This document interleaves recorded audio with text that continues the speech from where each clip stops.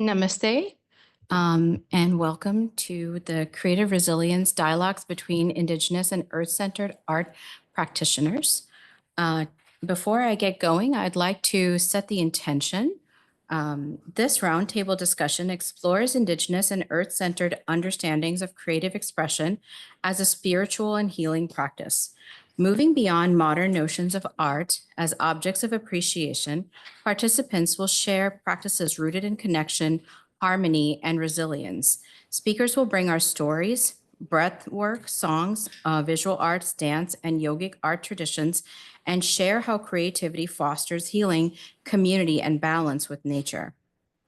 The dialogue will highlight the restorative power of presence and Indigenous wisdom, offering tools for integrating serenity and artistry into daily life. This gathering aims to inspire and reimagine art practices as transformative, liberatory acts of unity and well-being fostered in Indigenous traditions talking circle working group. The format here is we're each going to take about 10 minutes to speak, and then we will open the discussion up for the people in the Indigenous Traditions Talking Circle Working Group to come and share. And once that's complete, we will open it up for questions. Before we get going, I'd like to offer a small shloka from my tradition, which is Hinduism. If you want, we can, I invite you to join if you know this already. Om Purnamada Purnamidam Purnat Purnamudachyate Purnasya Purnam Adaya Purnameva Vashishyate. Om Shanti Shanti Shanti. Om, that is infinite, and this universe is infinite. The infinite proceeds from the infinite. Then, taking the infinitude of the infinite universe, it remains as the infinite alone. Om, peace, peace, peace.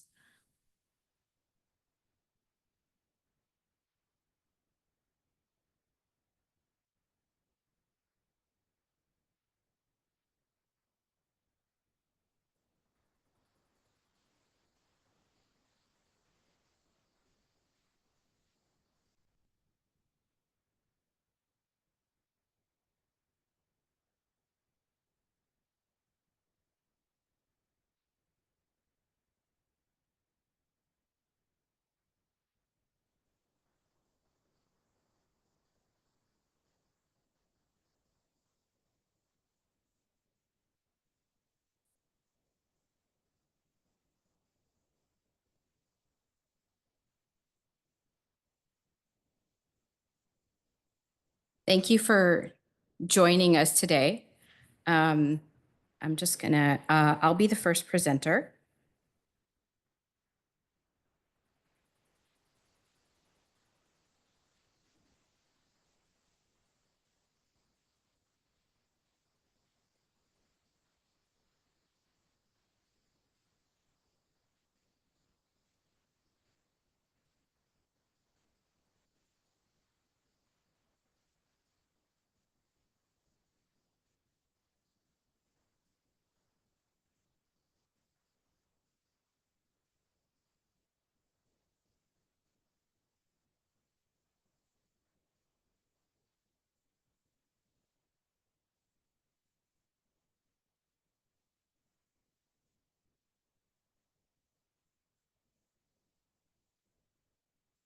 Good morning.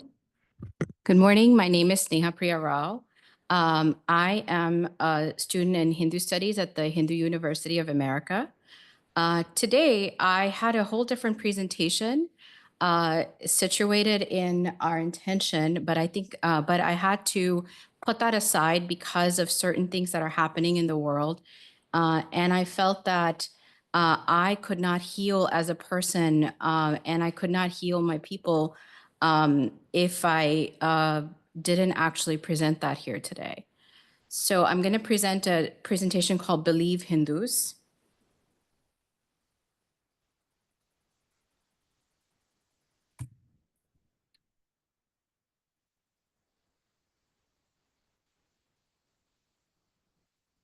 scroll. Okay. On April 22nd, 2025, 27 people and counting were killed by terrorists in the Indian state of Kashmir in the Pahalgam area. This is the image of a newlywed Hindu woman who was widowed in Pahalgam attack. We can see that she's newlywed from the fact that she still has her red bangles on, which signifies someone who's newlywed. I have no words to describe how I feel or what the Hindu community feels right now. So I will read a small article that my dear friend Sonal shared, who is a survivor of the 1990 Kashmiri Hindu genocide, has written. She was 10 at the time, and she walked out of Kashmir with nothing but the clothes on her back to survive, and then became a refugee in her own country, India, and later immigrated to the UK. Her article is titled, When Pahalgam Bleeds, A Kashmiri Hindu's Lament. As a Kashmiri Hindu, my life has been overshadowed by the unending tragedy of becoming a refugee in my own country, the seventh and final exodus of the Kashmiri Hindus. Even though it happened 35 years ago, the lack of recognition and reconciliation keeps the wound raw. For over 3 decades, I have lived in exile, forcibly separated from the land that was once my home, a land that belonged to me and my ancestors. Kashmir is a region often romanticized for its unparalleled beauty. For me and my community is a living testament to loss and a story of betrayal of the Hindus. The terrorist attack in Pahalgam today serves as yet another grim reminder of the unrelenting hostility for Hindus in Kashmir. In 1990, over 500,000 of us were driven out of our homes in one of the darkest chapters of modern Indian history. This was not just displacement, it was genocide carried out by Islamist extremism who sought to erase our existence from the region. We were given an ultimatum: convert, leave, or die. Those who stayed were murdered, many in the most grotesque and unimaginable ways. Families were shattered, communities destroyed, and an entire culture, history, and connections of over 5,000 years uprooted. Yet, despite the scale of this atrocity, the world has largely ignored our suffering. For most, the Kashmiri Pandit exodus is a footnote in the history books, if it is acknowledged at all. Even within India, the plight of my community is often met with indifference or ignorance.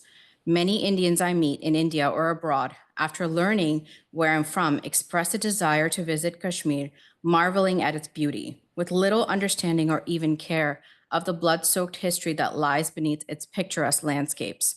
They see it as a tourist destination, oblivious to the fact that the people, like me, is a place of profound pain and loss. I usually say nothing. But today to them I say, if you choose to visit Kashmir, know that you are stepping into a land where the minority Hindu community was driven out with extreme violence, where the soil is heavy with weight of unacknowledged tragedy and tainted with the blood of innocent minorities. The attack in Pahalgam today, where Hindus were targeted and brutally murdered, is a stark reminder that Kashmir is still not safe for my community. Eyewitnesses said that the terrorist force men to strip to determine their religion, whether they were circumcised or not, check their ID before executing them in cold blood. This horrifying act reveals the deep-rooted hatred of Hindus that continues to plague the region. For those of us who lived through the genocide of 1990, these tactics are chillingly familiar. They're not just acts of violence, they're declarations of an ideology that seeks to annihilate Hindus. As I write this, I see the numbers increase to 27 dead. I don't feel anger or sadness. I feel numb. The official statements from the government of India continue to turn a blind eye to the reality on the ground. The messaging before today claimed that everything was under control, that normalcy had returned, and that Pakistan is to blame for any little unrest. While Pakistan's role in fomenting terrorism cannot be denied, this narrative conveniently ignores the ideological extremism that exists within Kashmir itself. The truth is that significant number within the local community have supported terrorism when it aligned with their interests, only to play the victim when the consequences spiral out of control. This hypocrisy must be confronted if we are to ever achieve lasting peace. The government's approach of sweeping issues under the rug and painting a rosy picture of progress is not only ineffective but dangerous. Acknowledging the role of Islamist extremism in the region's violence is essential. In Kashmir, terrorism does have a religion, and until we are willing to face this uncomfortable truth, we cannot hope to address the root of the problem. For my community, the Kashmiri Hindus, Kashmir remains a kill zone. It is a place where Hindus' lives can be extinguished at will, where our existence is treated as expendable. After 35 years in exile, I still carry a target on my back simply because of who I am and where I come from. How can the government speak of unity and progress when 500,000 of us remain unable to return home? How can there be peace without justice, without acknowledgement of the atrocities committed against us? To my fellow Indians who feel drawn to Kashmir, I urge you to look beyond its surface beauty. Understand the history, the pain, and the sacrifices that have shaped the land. Recognize that your presence there is more than just a photo opportunity. A portion of the money you spend on creating these memories will be used to fund another Pahalgam. To the government of India, I implore you to do more than issue empty assurances and inaction.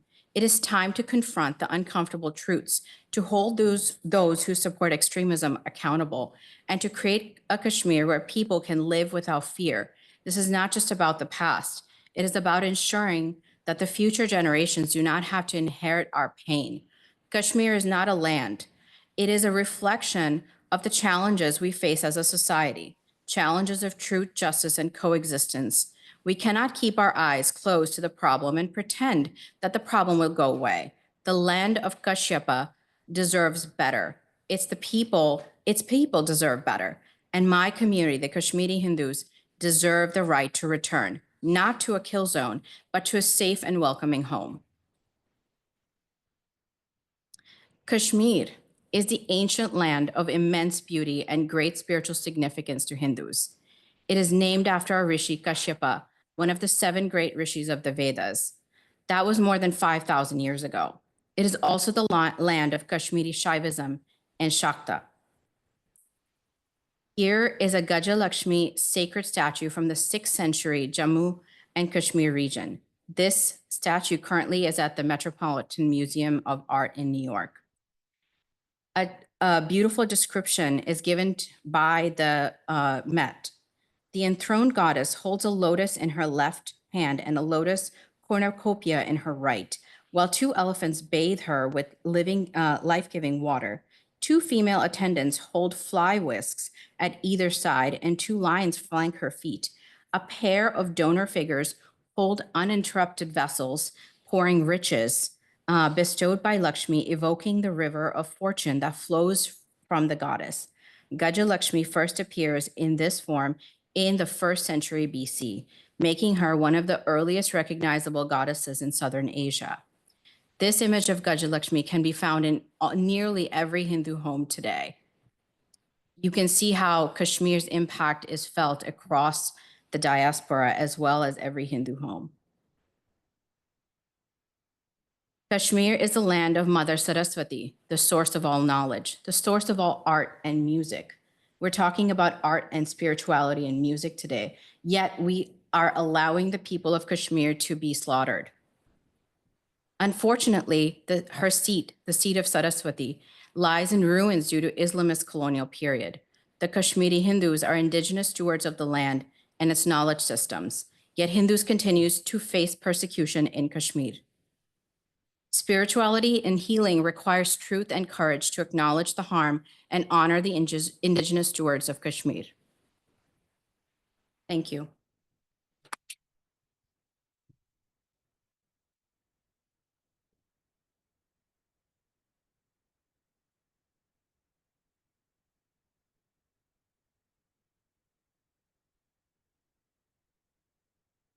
Another round of applause, I think, an acknowledgement that those are very powerful words, and I'm really glad that you started off with that presentation, so thank you. Okay, my name is Cindy Morales. I am Mexican Guatemalan, and I was born and raised in a rural farm town in Washington State. I am a museum freelancer, and I specialize in repatriation. So that is the return of items in museums to the tribes here in the United States. So I have been researching on portraits specifically, and their spiritual significance and the embodiment of people. I want to talk a little bit more today about the spiritual connection in these portraits and our past loved ones and ancestors. My ancestors, for example, are Mayan and Nahuatl-speaking people, as well as Spanish. You know, gotta accept all pieces of you, and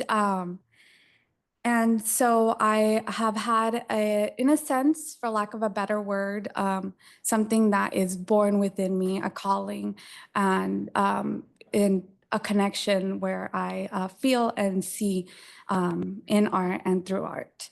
So just a little bit to touch a little bit on the Mesoamerican art and the traditions that lie there. Although archaeology and the works that are out there talk about Mesoamerican art, there's always specific words that are used. And these words don't always describe what is the real intent behind a lot of these traditions. And so often for the depicted, even if it was like stone depictions of whether, as they would call it, a deity or a god or whatnot. But in reality, a lot of the time, these depictions and art that is created is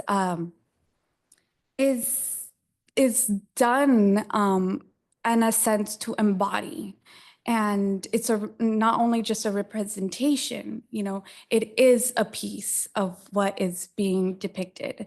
And the artists are also not talked about frequently, but the artists themselves have a calling, and they are selected to, or they were selected to create these depictions, whether it be stone murals, however they were represented back then, and that continue to live on today.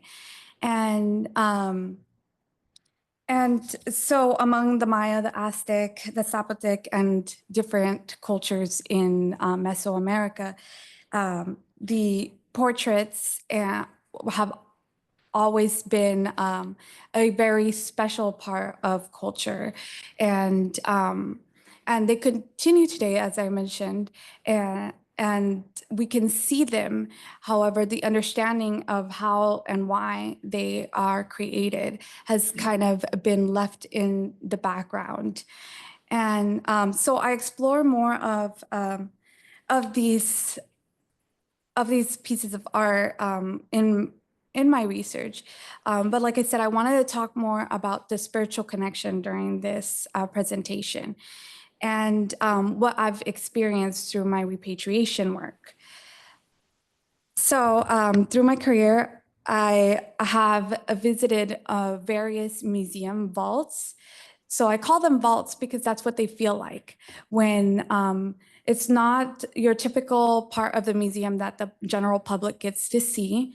It's the part that is kept away under lock and key, right? And these spaces do feel like a vault because they are often dark. They are feel hollow, and with the exception of the items that are hidden within them. I've worked for the Smithsonian, the National Museum of Natural History, and their repatriation office. And I've also had the privilege of helping a tribal museum and archive in Montana on the Fort Peck Reservation. And so I've been on both ends of repatriation work. And it has been kind of a tough thing to navigate. And that is because not only my roots and the way that I feel connected to items and people, but also because I have to navigate in a space that feels cold and that doesn't really encompass what it is that I believe. And so I move carefully in these spaces, especially when I started off in the Smithsonian. But now, after spending that time on tribal lands, I feel more empowered. I can now find better words to describe what it is that I feel when I go into these vaults. So when I go in there, what I feel is a heaviness that I cannot put more words for it, but it is a presence. It is a presence when I near these objects, when I get close to specific objects. And I was raised to always acknowledge where it is that I'm stepping into, to not only acknowledge, but to ask for safe passage. And so this is something that I learned from my mother, who was raised in a small village in Los Altos in Jalisco, Mexico. And this is something that I practice all the time when I enter into any space, but particularly into spaces where there are energies or spirits, right, that we need to be mindful of. And in these spaces, there isn't a whole lot that will make these items more comfortable and that we can move forward respectfully, because they're being held under a really systematic way of holding these collections that really, mostly should not be there, right? And so I enter these spaces and I feel the heaviness of these ancestors and the peace of these ancestors who are there, whether that be a vase that was created by an ancestor, whether that be an actual burial item that was with someone, or whether that's actually a person, an ancestor. And during my time on the Fort Peck Reservation, I assisted with repatriation of ancestors and items. And I'm not sure where the beliefs lie for everybody, but to me, this is very much a fact. It's very much a way of life, very much a piece of how I live. And so I do believe.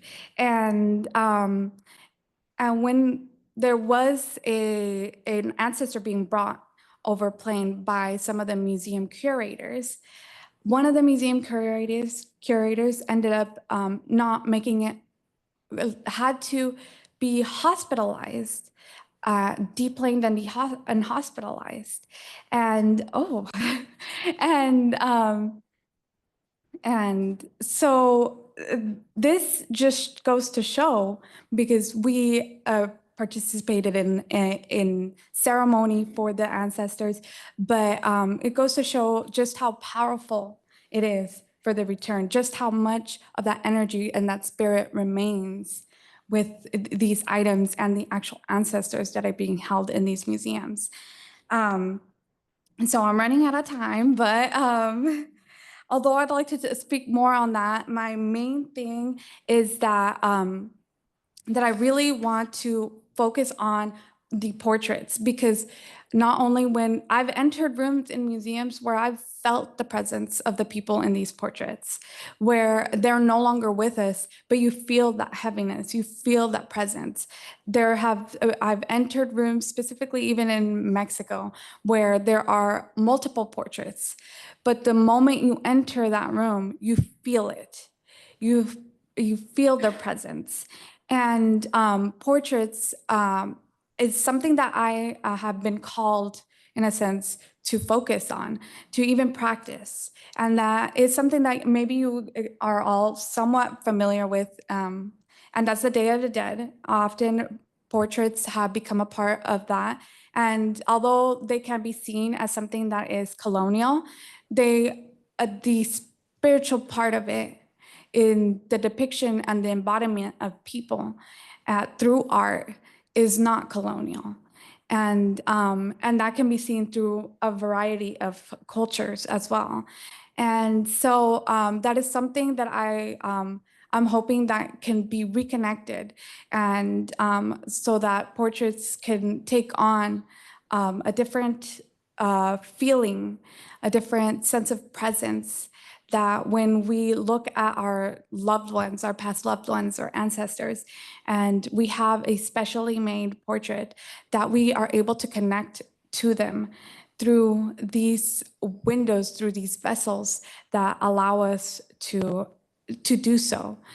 And so I did bring a piece of art that I have been currently working on. My first one that I felt called to do was several years ago, but I did not bring that or have a picture because to respect the person who I gifted it to. And but I have worked on something else. And this one is actually my pet, you know, and he still shows up in dreams, and sometimes he calls upon me to. I've been saying that I need to make a portrait of him. I need to make a portrait of it, but you know, life happens and you get really busy. But but I've been working on this because not only should I be researching, you know, and understanding and finding the words to describe all of this, but I should be practicing. And so I hope that that is all a little bit of food for thought for you. But I leave you with a reflection. And what is art? What is art if it is not just commemorating or looking, but about feeling and listening to those who came before us? Thank you. Plasta Mati.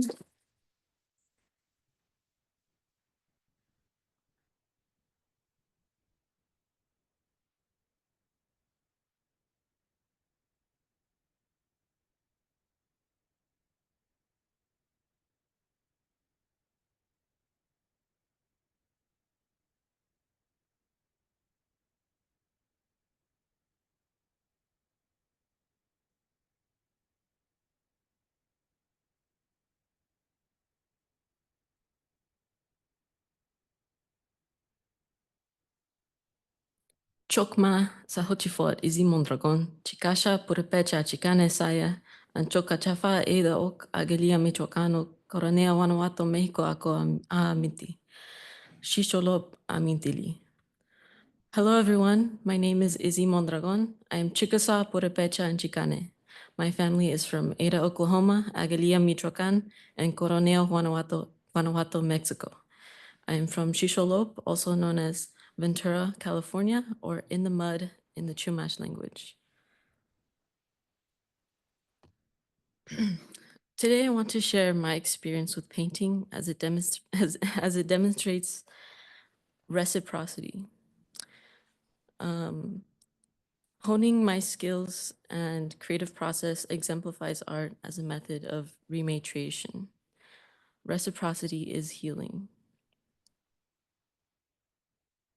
I come here not only as a contemporary Indigenous artist, I come here as a daughter, granddaughter, sister, auntie, and student of art. When I contemplated why I decided to come and speak about my work, I remembered all the answered prayers and hopes my ancestors sent out for me to find and hold on to. My privilege is to live the life that was not afforded to them. My presence is the prayer. My freedom of expression is the prayer. My healing is the prayer. And my fight against genocide is the prayer. I was born in Yokosuka. Can you switch this up? Thank you. I was born in Yokosuka, Kanagawa, Japan, and lived most of my life in California. My parents met in the Navy almost 30 years ago, and my mother is Dolores Marie Mondragón. My father is Isidoro Garcia Madrigal. And on this slide, I demonstrate two self-portraits inspired by the two Frida Kahlos in her painting. And in my studio, these two portraits are actually facing each other. And so when you see them, you can see how I am taking a picture of myself. And so these are really important to me as they show not only did I create depictions of myself, but I am the embodiment of my ancestors. And so I am creating the embodiment of their legacy.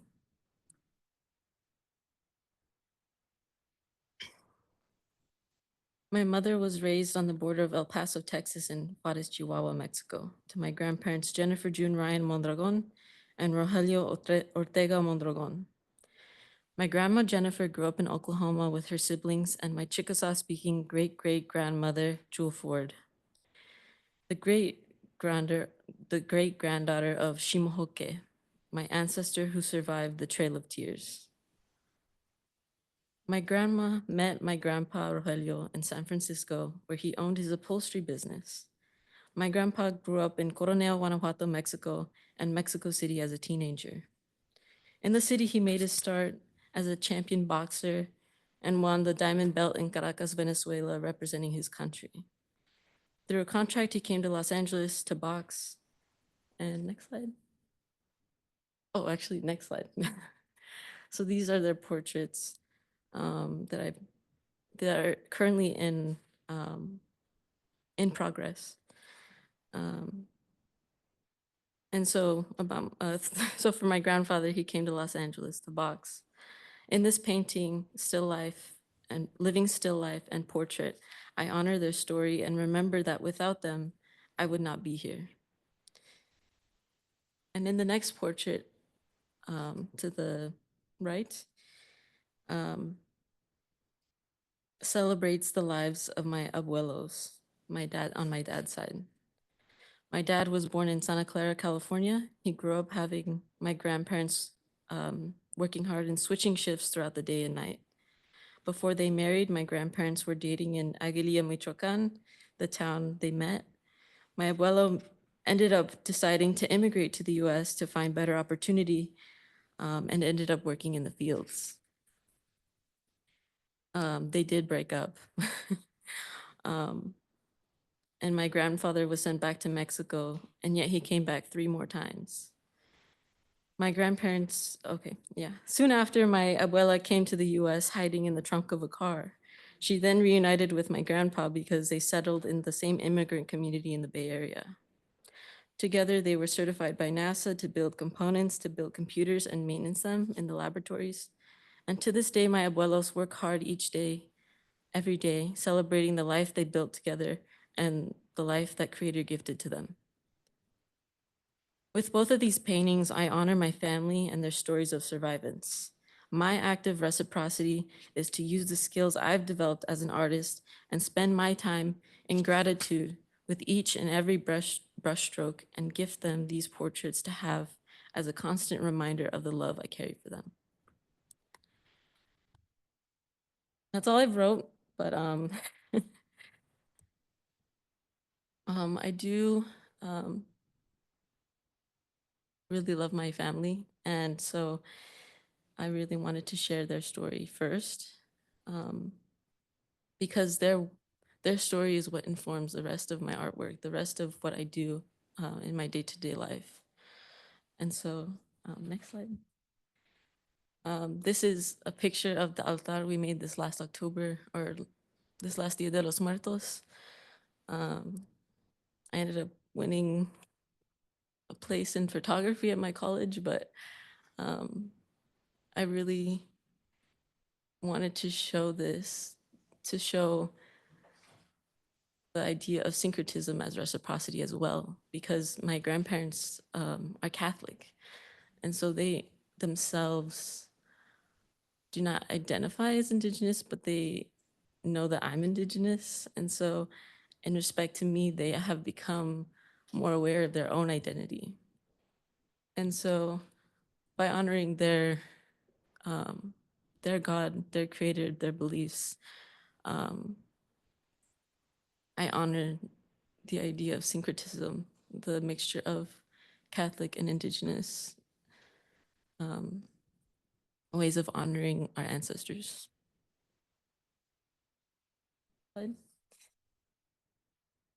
These are also a few pieces I've made.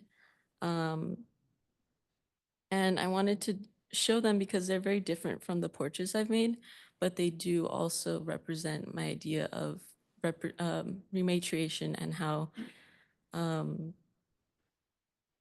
sharing these ideas, these philosophies of Indigenous rematriation and returning to the honoring and uplifting of Indigenous women, we can create a better future for our communities. And so in this first piece, it's called Rebraiding. And so it's actually a print I made, it's a lithograph print I made from a drawing of my hands holding my mother's braid. And then the second piece is called Standing Woman.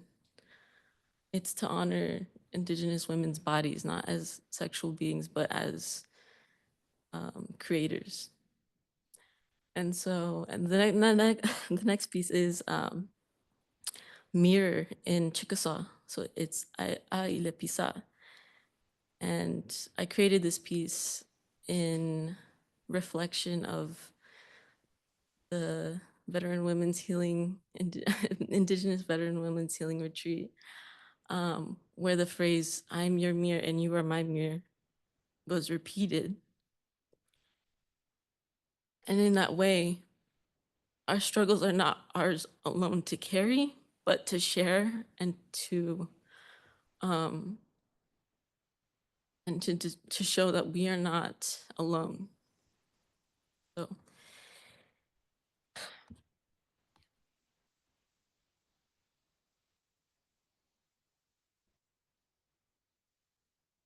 So this is a piece I've created. I think I finished it in December. It's called The Mechanization of a Country. And this piece is actually a reimagined painting of a mural that Diego Rivera created for the Ministry of Education in Mexico City. And so one of my painting assignments was to recreate a masterwork with 4 changes. And so I decided to make a few changes, modernize it, and it has a story to tell. And I really want people to take from it what they interpret, but it really is about today, the current events of today, and also what has always been. So the idea of rematriation in the land, the rematriation of food, the rematriation of education, of song, and also syncreticity as well, syncretism as well, with the addition of the mission in the background, to show that history, not only as its abusive history, oppressive history, but the ways in which Indigenous people today still honor those ways to survive. Because without joining the Catholic Church, they would have been killed. So, my piece. Next slide. And finally, this is why this work is important. I think a few weeks ago, there were a series of murals that were demolished that honored the lives of Black and brown people who were killed by police. So why were these murals demolished? And what does that mean? What does that mean as an artist who wants to create and honor the lives of people? What does that mean for me? Does that mean that I need to create? Because it does.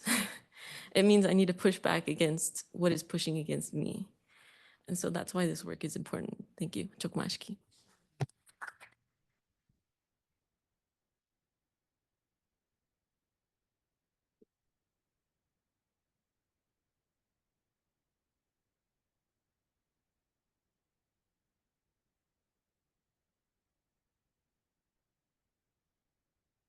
Chokma, everyone. Hi.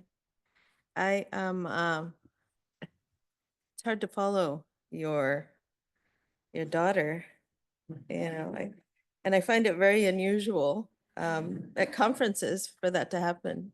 But I think that's part of one of our responsibilities is to make sure that we bring our youth, we bring our people into everything that we do, so that way they can carry on their work. So I'm just going to read a paper. Yeah, I'm going to do that. I'm just going to sit here with everything I've just learned and been inspired to and try not to cry through it. The title of this paper is called Catching Sacred Medicine, Decolonizing Through Song. The sacred return to honoring Native identities, languages, and ceremonies towards our active and continued intention to decolonize has reinvigorated our communities.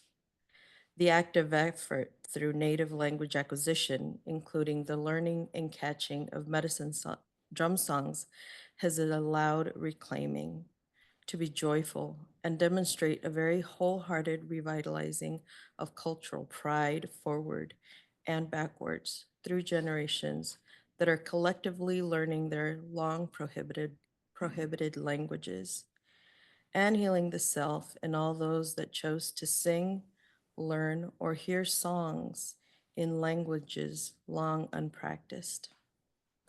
Elder and Professor Inez Hernandez Avila reminds us that Indigenous languages encode Indigenous belief systems.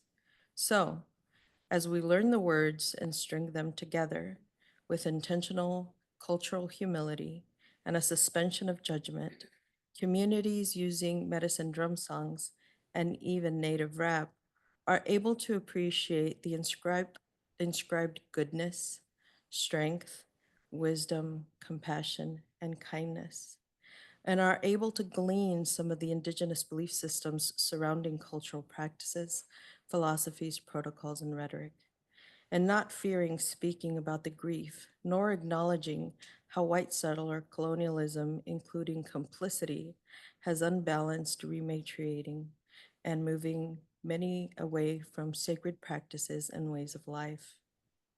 Hernandez Avila also shares what many ceremonial leaders know to be the best ways to incorporate Native lifeways in a way of in the time of great uncertainty. That for real benefit and impact, we have to engage in public scholarship to do, quote, work that matters, unquote. And as a drum keeper and psalm catcher, I could not agree more. It is inherent in the work that we do that we center the health of our communities and are invested in being of service, blooming in good ways that we make available to us, including learning and encouraging language acquisition and reminding ourselves the imperative need to center our elders and the stories and lessons they are wanting and needing to pass on. As has been understood by generations of Indigenous peoples, this work will have the benefit of healing our communities. Whalen et al. In their article, Health Effects of Indigenous Language Use and Revitalization, published in the International Journal of Equity and Health, stated the same when they wrote that, quote, Indigenous groups have endured decades of relatively poor health outcomes.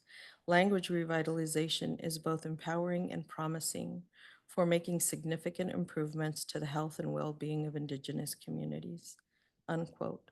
So, language heals, and it is affirming when learned collectively. What are some examples of becoming accessible, accepted, and endearing to community members towards a buy-in, and cultural investment in our shared communities?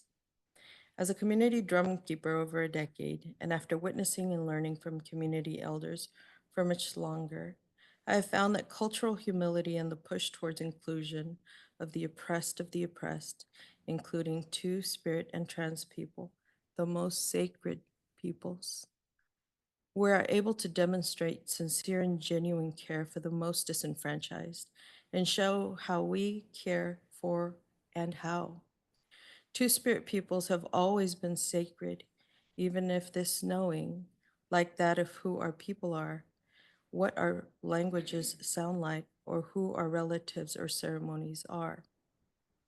These most sacred wisdom keepers, targeted and silenced through many forms of white colonial, subtle or genocidal tactics, still used today to actively target said community members, intended to terminate Indigenous ways of life and the sacred medicine people in many communities, should be seen as the canaries in the coal mine. If they disappear, so do all we hold sacred. As an inspirational example of how it can be, and now it becomes evident, especially around drum circles, is at powwows. For example, at the Bay Area American Indian Two-Spirit Powwow, also referred to as Bates, that collective healing is witnessed. Through years of watching this powwow grow, I have observed the needed and the disenfranchised find comfort and cultural affirmation. You see the reclaimed and improvised regalia and hear the many languages heard with every tribal song sung as Indigenous languages are shared around the drum and around the powwow grounds. Wayland continues by informing us of what we already know. Quote, language used and revitalization emerge as protective factors in the health of Indigenous populations, unquote. So, as a practitioner, how do I get inspired to catch songs and pass those on to the drum in my community? I begin by recognizing the cultural and linguistic revitalization is important, done one step at a time, patiently. I will share a testimony of how Aslianoli, Tell the Truth in Chickasaw, came to be. I was enrolled in a feminist course titled Women of Revolutionary Dialogue, WORD, where we were challenged to present and perform. I looked at what I was walking with. I carried tobacco and sage often. I found drum songs to be healing for me, and others expressed the same. I would sit in sweat lodges and hear songs with curiosity and appreciate the intention of each song. I learned that I should not feel shame for not knowing my people's language. In many cases, vocables were used to catch songs. As veteran elder and prior chairman of the Pickery Pueblo and Vietnam veteran Joe shared with me when he sat me down and told me shame was what the outside world wanted us to have so that we would stop singing. So people picked up the drum anyway and sang with their hearts, and they trusted that Creator would bring the words back to us with time, but that we could not stop drumming. So I kept drumming with songs that were Lakota, Chumash, Cherokee, Ohlone, and Nahuatl. I didn't know the words, but I knew the intentions. It was a way of liberation, long lost to me. As I liberated, I leaned on the language revitalization program emerging in the Chickasaw Nation. They created a language app, and Chickasaw dictionaries became more accessible. I used the app in the dictionary to catch Aslianoli. I did share that it was not so much the finding of phrases and meanings of words on the app that were the most difficult, but it was giving myself permission. Through active learning of internalized oppression, lateral violence, and decolonizing tactics, especially as witnessed and written about by Chicana scholars of Mujeres in the Chicano movement and the Cambaji Collective, and of course, Audre Lorde, Gloria Anzaldúa, as well as encouragement from Dr. Inés Talamantes, Deborah Guerrero, and Carolyn Hartness.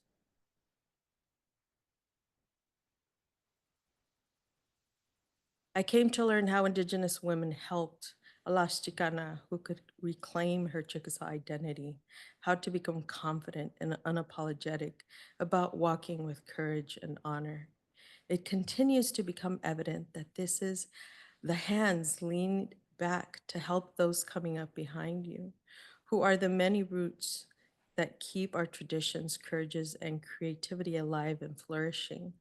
It is in the protocols, the rhetoric, and philosophies, yes, but it is also in the active dismantling of oppressive violence in each other and onto us that we are able to transcend from the profane to the sacred in our ways of goodness, strength, wisdom, compassion, and kindness. It is in these ways that we feel loved and safe enough to catch, create, inspire, and heal each other out of grief and colonial erasure, and leads to the return of the sacred. Finally, in choosing to recognize that we are catching the songs as a gift from the Creator working through you, and you not individually creating the songs, you are navigating from a place of awareness of our interconnected dependence and responsibility. We're not functioning from a single place without the help and influence of all the beings around us. We are creative because of all that influences, inspires us, and aligns with our cultural wisdoms and needs. In choosing to see the sacredness around us and walk in gratitude for it, we are able to know and participate in spiritual practices that are practical, revitalizing, and a protection towards our shared existence. Chokmashki, thank you.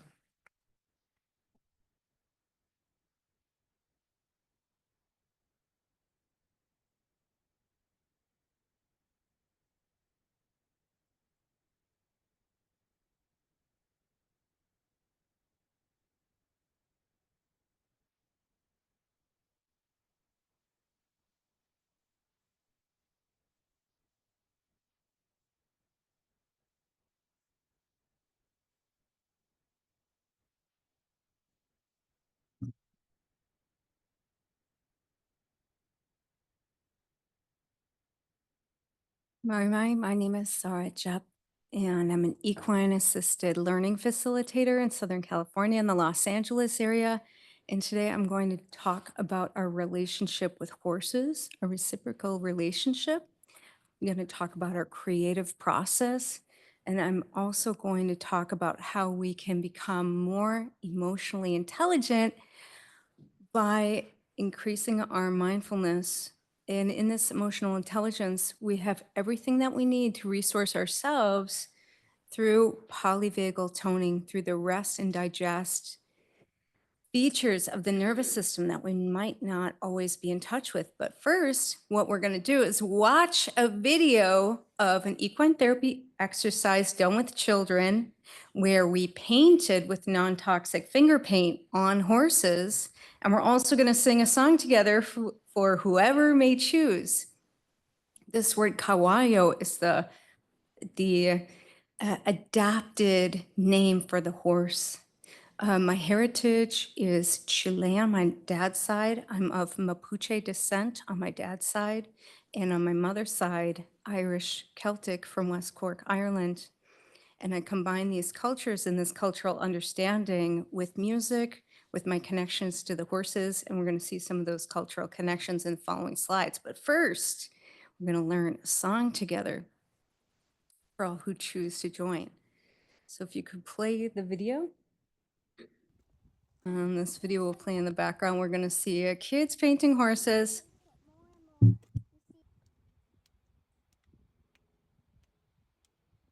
Caballo, caballo, caballo, caballo, caballo, caballo, caballo, caballo, caballo, caballo, caballo, caballo, caballo, caballo, caballo, caballo. Caballo, caballo, caballo, caballo, caballo, caballo, caballo, caballo, caballo, caballo, caballo, caballo. Caballo, caballo, caballo, caballo, caballo, caballo, caballo, caballo, caballo, caballo. Caballo, caballo, caballo,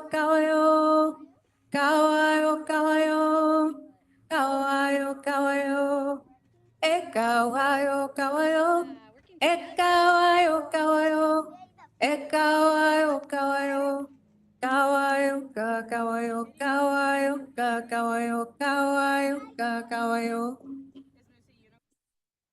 What we're learning is that the vagus nerve travels through the entire side of the left-hand side of the body. And as we sing, as we drum, as we practice mindfulness, breath work, being present, being in nature, that vagus nerve starts to make us more and more emotionally intelligent. You can go to the next slide.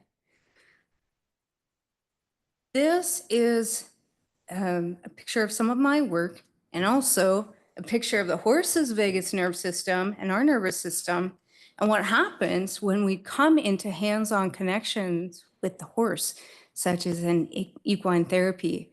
And in my practice, I have noticed transformational moments like this, where people you would never expect can come into hands-on connection with the horse and start to connect so deeply because the horses understand us.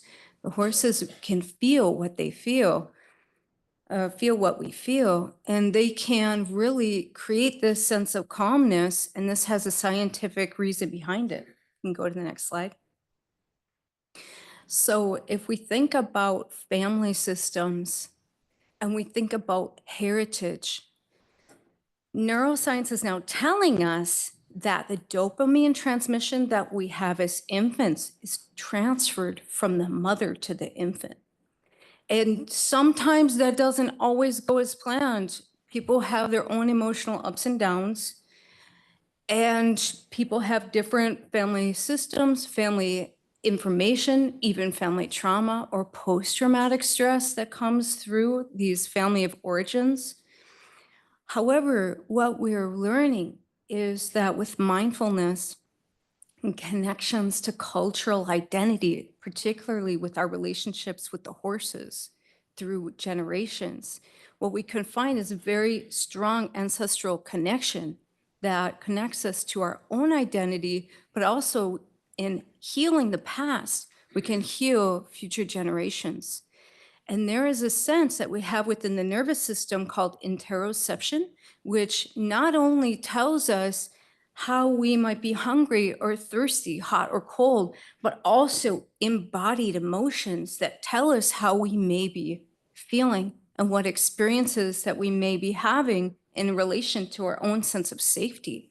And that is how we can connect to our ancestors today, our ancestral roots, and how we can become more creative and more emotionally intelligent. Here's a picture of my dad in nature. Today would have been his 100th birthday. So happy birthday in heaven, Carlos Francisco Gepp, where he later changed his name to Charles Francis Gepp when he moved to America from Chile. Can you go to the next slide? What I discovered, this is a Mapuche community in southern Chile, and their horse traditions remain very strong in business and in social activism. Here's a picture of a Mapuche community defending their ancestral territory along with their horses. And we have a picture on the left. This is AI generated of the human nervous system from someone 1,000 years ago, Mapuche person 1,000 years ago, with their nervous system shown. You can go to the next slide. And here we can't forget about the Celtic person who's wearing a green sweater, no less. Thanks, AI. And the Celtic traditions, this Celtic tradition is Mara, the horse goddess. And we have a singing tradition in Ireland of connecting with these straw masks that shield the person's identity so they may act in a way that they might not in public, such as going around singing, drumming. And also what's pictured here on the right-hand side is placing both hands together, which could be a somatic experience that we can do at any time, which connects the left and right hemispheres of the brain so that we can become more calm. We see this in Anjali Mudra. We see this in a lot of prayer positions, prayer traditions. Well, what it's actually doing is creating a sensation between the hands that connects both sides of the brain, bringing calm. Next slide. So what we have here and where the horses bring us into such a deep awareness is that their heartbeat has an electromagnetic field of between 10 and 15 feet. So if we get into the presence of a horse, and I found through my work as an equine assisted learning facilitator, facilitating equine therapy sessions and equine assisted coaching, that no one feels neutral about horses. Either they feel fear most of the time, or just a lot of excitement, and people love horses, but it's never nothing, it's never meh, it's never meh. So we see this kind of symbol of an iceberg where we have the awareness of our feelings, how we're feeling right now. If I asked one of you how you might be feeling, there could be different answers. Maybe it might have nothing to do with an actual emotion. Maybe someone might say, I'm feeling hungry, or I'm feeling stressed out, or I'm feeling hot. But that might not connect to an emotion. But the body, the interoception, we will know in our body how we're feeling or how we're responding to any given situation. And that information could come in the form of pressure, heat, relaxation, feeling of tingling in the body, feeling hot or cold. That sense of interoception can be our superpower, because in practicing mindfulness, particularly mindfulness in nature, we're able to really get down to those granular aspects of our interoception and how we're truly feeling. And deeper truths may mean more inspiration, more emotional intelligence, better communication skills. And most foremost with the horses is that horses bring us into a state of calm. They bring us into the sense of one heartbeat, which is their heartbeat, a heart that is 5 times larger than the human heartbeat. And their heartbeat takes over our heartbeat and regulates the blood pressure, calms the nervous system, and inevitably, no matter how we start out feeling about horses, being in their presence is majestic, and it can be overwhelming no matter what the person feels about horses. Proprioception is the sense of what our body does in a space. It's the way that I can grab for something without looking at it. It's the way that I know that I'm standing on something carpeted surface rather than on sand or something soft or water. And those feelings, they can have a depth of awareness, but really being mindful about where we are, where the body is in a particular space, can create a greater sense of agency in our environment. Next slide, please. Horses and human relationships, they're very authentic because the horses know how we feel. They're always giving us the benefit of the doubt. And these nonverbal understandings allow for conversations that are so deep. One of the exercises I do with my clients is that I will step away and have the person step toward the horse and tell them something that is surfacing for them. Inevitably, being in a sense of calm and somatic peace gives rise for people to really feel and want to speak authentically. Many times I step away in those moments, allowing for the person to approach the horse in a way that they feel comfortable, and they will have a conversation that I won't be able to hear, but I will see the communication between the human and the horse, and the result of the relaxation that happens inevitably from having the human be heard. And there's no doubt in my mind, after witnessing hundreds of these sessions, that people definitely have the sense that they are heard and understood by the horses in my sessions. Next slide, please. Their horses are emitting a frequency that overtakes our hearts while in their presence. And we have lost our connection to the horse. We no longer need them as beasts of burden for the most part. We don't need them for transportation. Yet the horse industry, the equine industry, remains a multi-billion-dollar industry every year because our souls still need them. The imagery of horses evoke emotions at a very deep level. We know with this relationship We know this connection between the horse and the human. It's familiar, it's ancestral for many cultures around the globe. And it's something that creates a deep sense of calm. Even seeing an image of a horse can create a lot of serenity and calmness connection between the person, because the horse's hearts, and we will remember this inside of our DNA memory system, the horse's hearts regulate our hearts, and that connection can regulate our experience and foster greater creativity in terms of their emotional presence, our emotional presence. And that relationship is so historical and so bonded. Next slide, please. So that's about it for my slides and my presentations. I've seen incredible transformations happen with youth, with teenagers, with adults using equine assisted learning and in the context of equine therapies.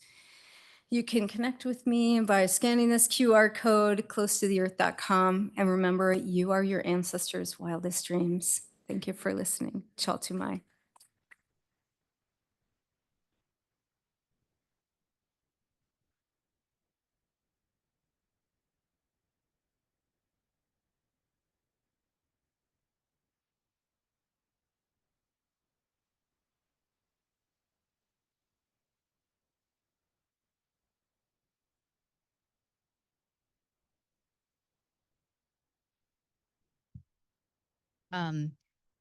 Thank you all so much for that.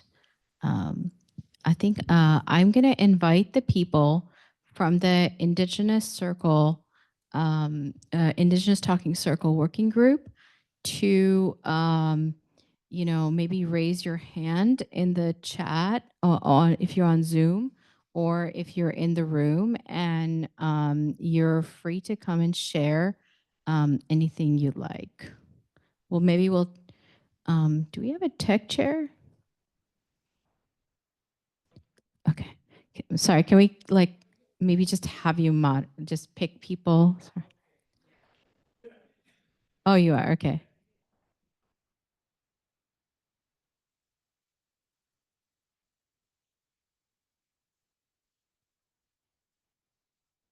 I think we're good, right?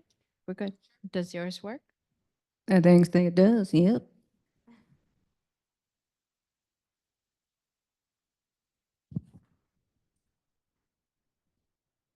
I don't feel like standing, if that's okay.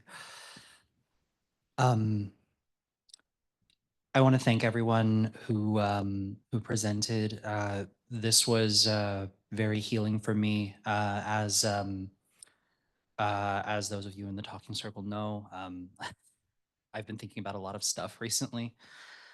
I want to speak to the importance of language and the importance of speaking tradition.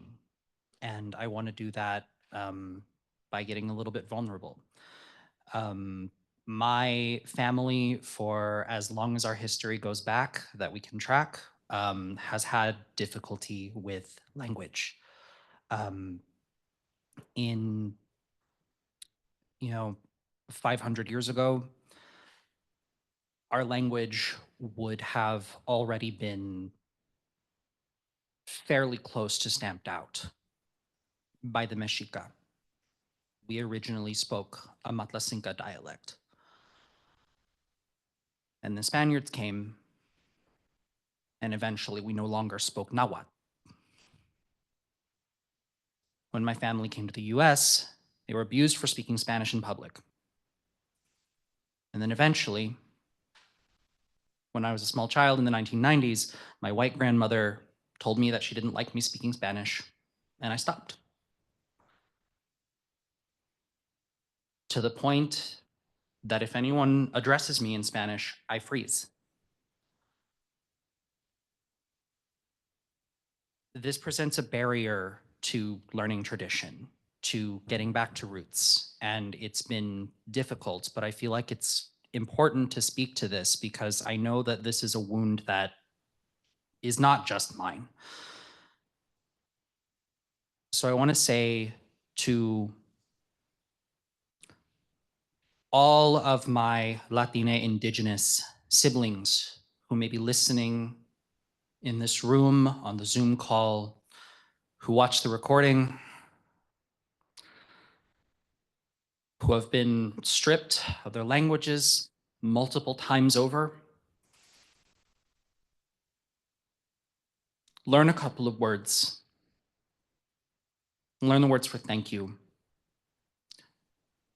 Try to find your language's word for thank you, for beauty, the name of the Earth Mother, the name of the Creator. And write some broken prayers. Pray in broken Spanish, broken Nahuatl, and eventually I will pray in broken Matlasinca. I think I had more to say, but that's where I'm at.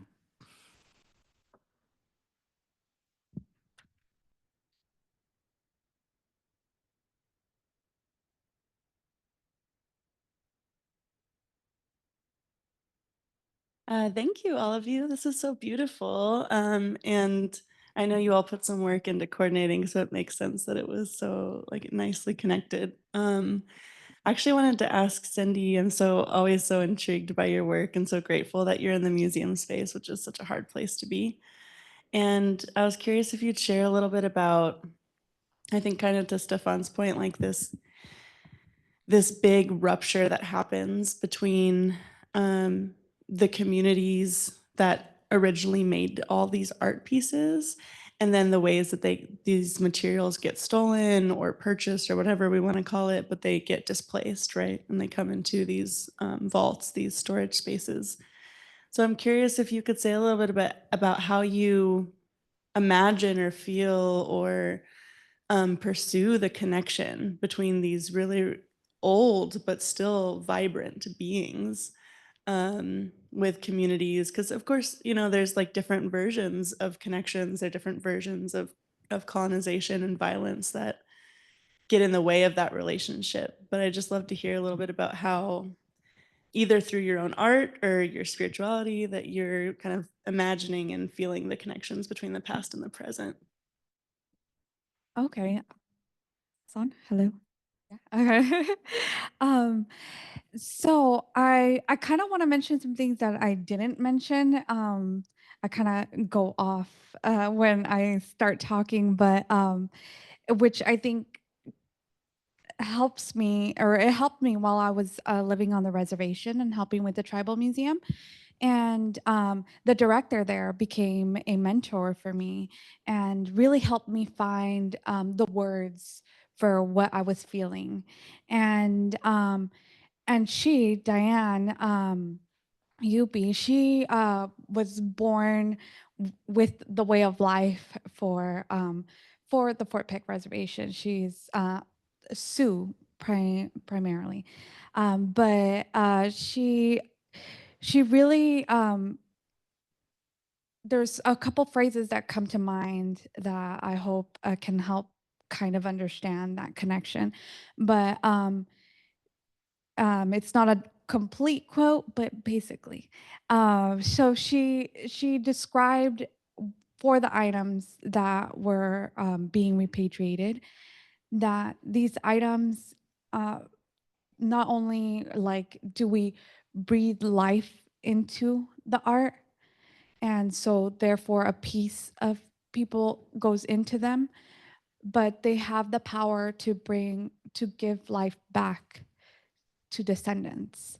And so it's that feeling when you're around those items, and it's that feeling when you open yourself up to feel what others feel as well, and you see the impact it has on the children who go to these spaces or are able to actually touch, because that is something that is different in a tribal museum, to actually touch these, you know, and connect with them. And whether it be a rattle, you know, or whether it be a tool that maybe they will learn how to make if it's no longer being made anymore. And that connection, it really does bring life back. It really does bring more than just that connection with the ancestor. It brings back a piece of them too. It gives them life, and it enriches them. And that is something that even as I assisted with repatriation and went to these spaces with the tribes, it was a very emotional process. It was very hard on anybody who went, who was a part of the tribes, and they really helped me like be able to put that into words, because the experience of that is very powerful and very heavy, and it made me also be able to acknowledge more of how it feels to be somebody who is very mixed, right? And I go into these spaces and I see all the items that are from Guatemala and that are from Mexico that are still held there, and how heartbreaking it is to feel like we're still so far from being able to connect to those items, that I'm still so far, that my community is still so far from being able to touch those items, to interact with those items, to learn from those items. But those feelings, I'm sure anyone would have when they have a connection to something. And that can be from items from any of anyone's culture. And it's just that powerful. I hope that answers the question a little bit. Yeah, so We have Ricky raised his hand on the yes. Zoom. Ricky, can you hear us? Hi, can you hear me okay? Could you speak a little louder? Or how can we Yeah, raise can you that? hear me okay? Is that better? Oh. Is that better? We're Yes, gonna okay. try to raise the volume real quick. So Oh, in the room.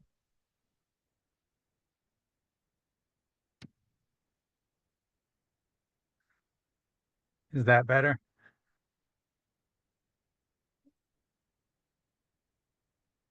Hi, is that better?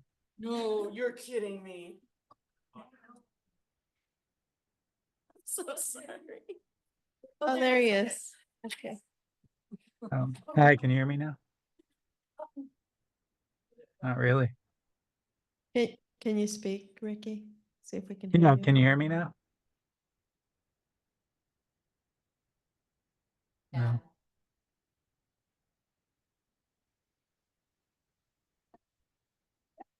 Can you hear me in the room? No. All right. All I did was turn up the volume. No? I think, yeah, if you're in room PC. Okay, there we go. Yeah. Try Is again. this better? Yes. Okay, cool.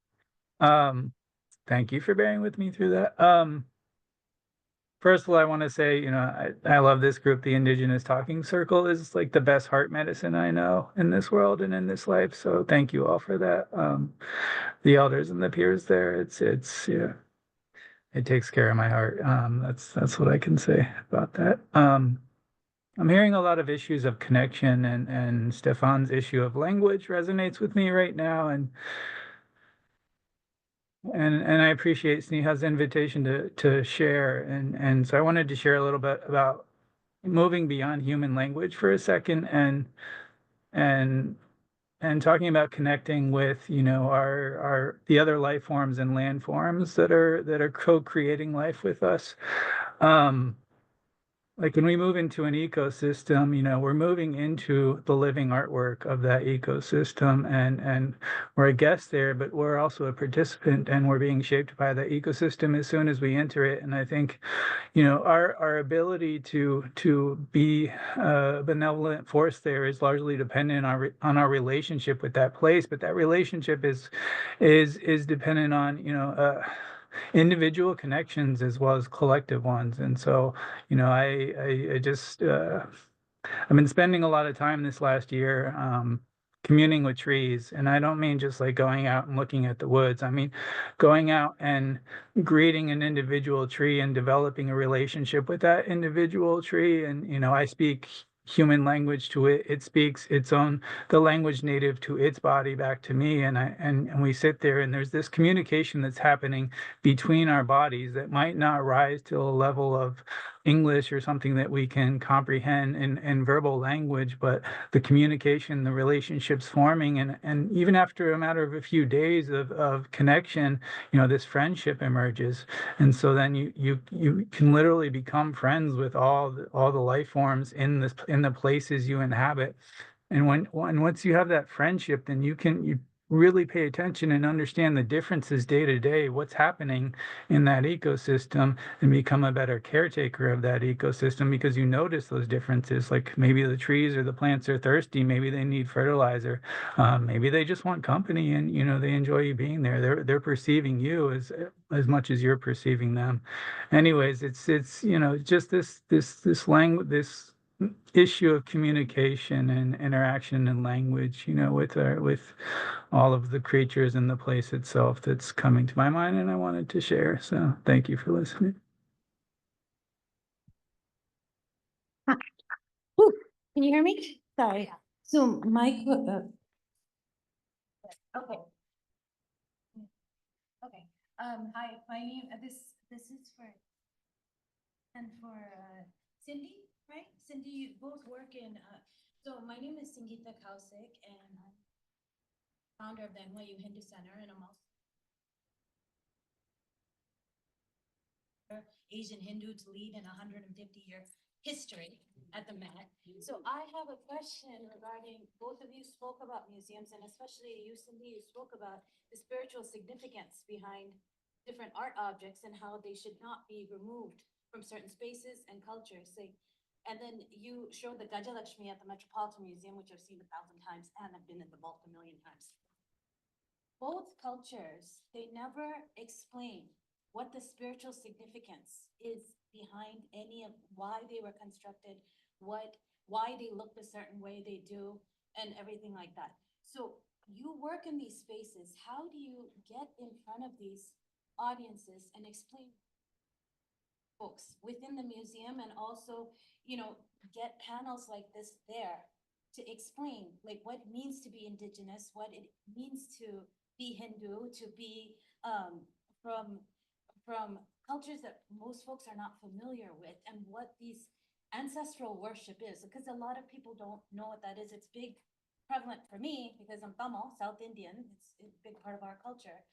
So how do you get your voices heard? I know you've probably encountered a lot of challenges, but it's important that you're doing this work. That's excellent. This panel was wonderful. So I would love to hear more about both your process and your journeys.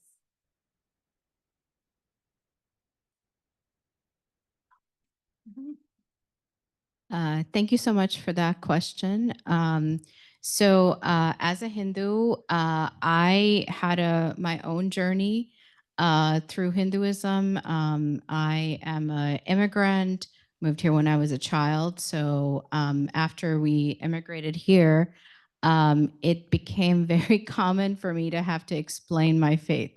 So maybe I got a little bit of training in those spaces where I wasn't understood. I think you asked about the Gaja Lakshmi, and I think there was often whenever friends would come over to my house, and this was 20 years ago, so maybe the knowledge wasn't there as it is today.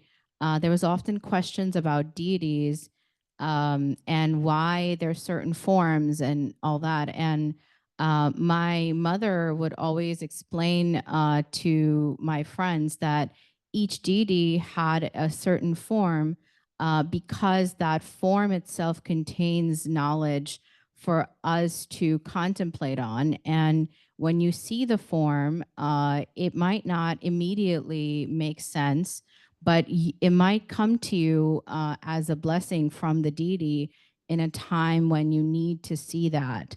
The Gaja Lakshmi especially, I think I chose that image because it's something that I literally see in every one of, I'm from a Telugu family, so it's very, very prevalent. I think it's very prevalent in Tamil families as well.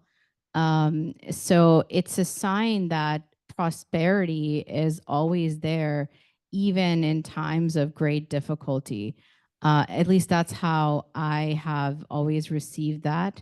And that also I want the presence of prosperity in my home, even when maybe my heart and my body isn't very attuned to that. And also that prosperity is not just for me, but for everyone in the presence.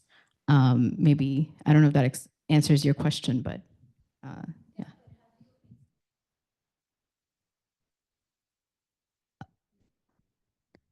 I personally haven't, but I'm a student, so maybe one day.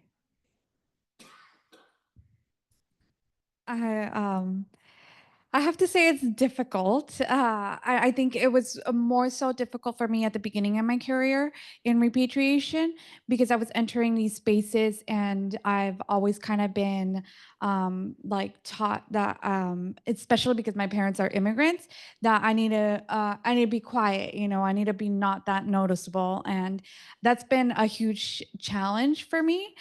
However, I've been moving away from that because even if my perspective or what I feel and experience doesn't make sense to some people, it is still something that I experience and I shouldn't just be silent about it. And so when I started off at the Smithsonian, that was something that I struggled with a lot because, as you must know, it's predominantly white. And so it was really hard for me to navigate that because not only was it my food that I would bring from home, you know, that maybe was a little too smelly, you know, but it was just the way I felt about things, the way that I would say, oh, I need to like pray first before I go in this room, you know, that wasn't really understood, but I still tried to do these things regardless of whether it was understood or not. And even if it made me feel uncomfortable. And I think now I'm currently working on a project, but it has to do with records and over at the statewide collection center for California state parks. And while I'm there, I've seen their vault, right? And they are working towards repatriation, and I communicate to them about like how collections are stored. I mean, obviously, the goal is to get them back to the tribes because it's mandated federally, right? But I've talked to them about how that energy is there, you know, and how to be more respectful, you know, to how to communicate with the tribes and ask for anything that might help with the items that are there, that can be more respectful towards them, because those energies are there, you know, and just holding them is not actually caring for them as museums often think. And so it's something that I just try to be more vocal about now, and I feel more confident in. It's conversations that usually maybe they won't ask, you know, and I'm always I am pleasantly surprised that some people do, you know, and especially when they hear that I've lived on a reservation and helped with repatriation. They will ask about certain things, and I'll make sure to mention some things because I know that there's a lot of work to be done. And while there's a lot of process that has to happen in order for these items to return, that we still have a obligation as people who work in museums to be respectful. And so yeah, I hope that answers the question. So I wanted to thank everybody that's here today. We've run out of time, but this was a culmination of coming together every month on the Indigenous Working Group that you're all welcome to join. where we encourage each other, we share each other's research, and we come together to encourage that speaking out, by being in those rooms and saying, of course you can do it, and we share those experiences about trying to learn our languages. Is it okay if I don't know? Of course. Why would you apologize for not knowing a language that was intentionally taken from you? And so forth and so on, with so many topics that are really invigorating and enticing, I would say. So you're welcome, of course, always to come join us in our monthly Indigenous working group. But thank you so much for attending. We're really honored that you're here. Thank you.